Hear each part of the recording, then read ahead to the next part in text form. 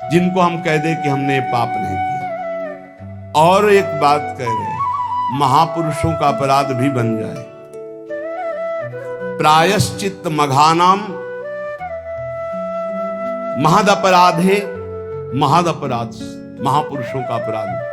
फिर कहां जाऊं, कैसे उद्धार होगा? यदि सब पाप बन जाए और इसके बाद महापुरुषों का अपराध बन जाए, बड़ा सूक्ष्म होता है अपराध। किसी कारण से उनका हृदय अगर तापित हो गया, बस वही आपके सारे सुकृतों को भस्म कर देगा। सुकृत भस्म होने पर धीरे धीरे विपत्तियां आना शुरू हो जाएंगी और आप परेशानियों के जाल में फंस जाएंगे। इसलिए सब कुछ मिट सकता है, महद अपराध नष्ट कर देता है। साधु अवज्ञा तुरंत भवानी, कर कल्याण अखिल के हानि।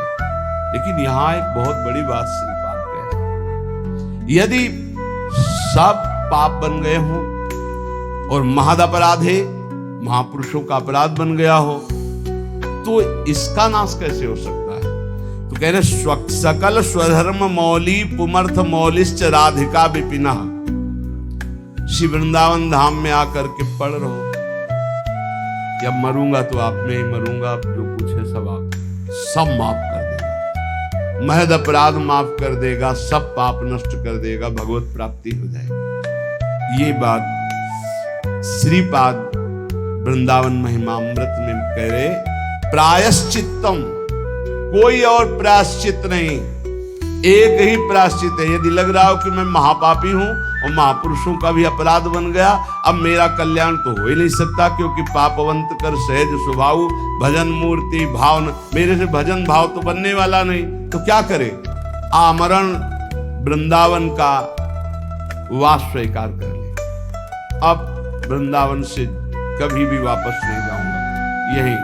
और उसके बिना किसी साधना के इस एक नियम लेने मात्र से सारे पाप और महापुरुषों के अपराध भी नष्ट हो जाएंगे, उससे भगवत प्राप्ति हो जाएगी पड़े पड़े वृंदावन में। ए भाई, बहुत बड़ी वस्तु मिल गई है। श्रीधाम वृंदावन का आश्रय, वास, सत्संग, नाम जप, निश्चित निश्चित हमें अब अन्य किसी साधन, अन्य किसी तीर्थ, अन्य किसी भावना में, अगर वृंदावन का आमरण व्रत ले लिया जाए, आमरण व्रत कहते कि अब जिंदा नहीं निकलेंगे यहां से, तो चाहे जितना महद अपराधी हो उसे भगवत प्राप्ति हो जाएगी। आप लोग वृंदावन वास करके सत्संग सुनते हैं, नाम जप करते हैं, आपको क्या भगवत प्राप्ति नहीं होगी? इसीलिए हम कहते गर्व से कहो होगी। हमारे हृदय में ये बात ठसक हो, अरे एक एक चरणामृत पीने वाले, रज लगाने वाले, धाम आश्रित, नाम आश्रित, एक एक भगवत प्राप्ति करा दे। हमें तो बहुत कृपा है, हमें तो प्रतिक्षण कृपा है, हमें क्यों नहीं भगवत आशा बंधा।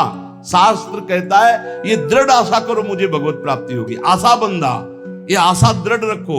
समुत्कंठा नाम गाने सदा रुचि, उत्कंठा पूर्वक, उत्साह पूर्वक नाम जप में रुचि करो और ये आशा रखो मुझे भगवत प्राप्ति होगी। कैसे यहां भगवत प्राप्ति होगी? एक तो होती शरीर छूटने के बाद और एक होती शरीर रहते। श्री राधाया सिंजन मणिनूपुर पाद विन्यासान, सप्रेम तत्र तत्र स्मृत्यो दश्रावसंति तद्वने धन्या। जिसने ये व्रत ले लिया कि आमरण वृंदावन वास करेंगे, जब तक शरीर नहीं छूट जाता, चाहे जितना कष्ट हो इतना तक, और अशकों ने कर दिखाया, खंड खंड हो जाए तन, अंग अंग सतटूक, वृंदावन ने छाड़ी वो है बड़ी चूक। बोले जो ऐसा नियम ले लेता है तो एक दिन उसको वृंदावन की कृपा प्राप्त होती है। अचानक उसको श्री किशोरी जी के चरणों की नूपुर ध्वनि सुनाई देती है। श्रीपाद प्रबोधानंद जी, श्री राधाया सिंजन मणि